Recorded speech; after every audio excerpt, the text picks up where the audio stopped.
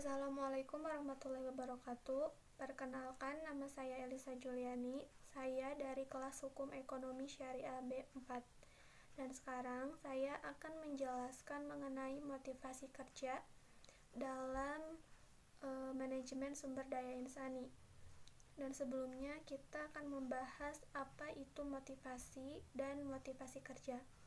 Nah, motivasi adalah suatu langkah awal pemberian dorongan, energi, ataupun kekuatan baik secara fisik atau psikis agar terciptanya kesesuaian antara kenyataan dan harapan.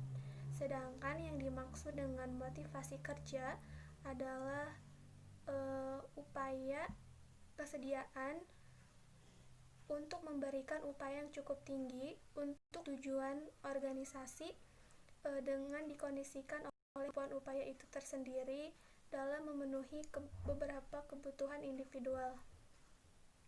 Nah, selanjutnya saya akan membahas sedikit tentang hal-hal apa saja yang terkait dengan motivasi. Ada 7 hal yang terkait dengan motivasi, yaitu yang pertama ada kinerja, yang kedua ada penghargaan, yang ketiga ada tantangan, yang keempat itu ada tanggung jawab, yang kelima ada pengembangan, yang keenam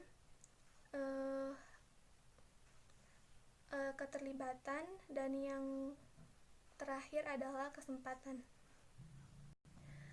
Yang pertama itu adalah kinerja. Kinerja adalah yaitu seseorang yang menjadikan prestasi itu sebagai suatu untuk mencapai tujuan. Nah, kinerja bisa dilatih dengan beberapa hal seperti mengadakan motivasi training, kemudian semangat kewirausahaan, dan keberanian mengambil resiko yang cukup besar dalam mengambil suatu keputusan agar terciptanya pada suatu tujuan dan sasaran. Kemudian yang kedua adalah penghargaan. Nah, penghargaan ini adalah dalam bentuk pengakuan atas suatu kinerja yang telah dicapai. Nah, hal ini merupakan suatu stimulus yang cukup kuat. Dan pengakuan ini merupakan suatu kepuasan batin yang lebih daripada sekedar mendapatkan penghargaan berupa materi ataupun hadiah. Yang ketiga itu ada tantangan.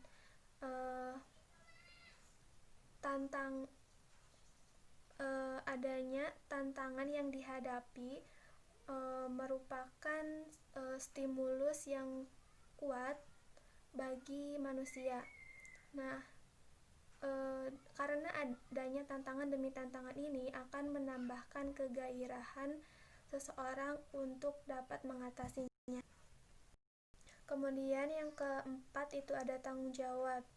Nah, tanggung jawab ini adalah dimana jika kita merasa ikut serta memiliki akan menimbulkan beberapa rasa tanggung jawab.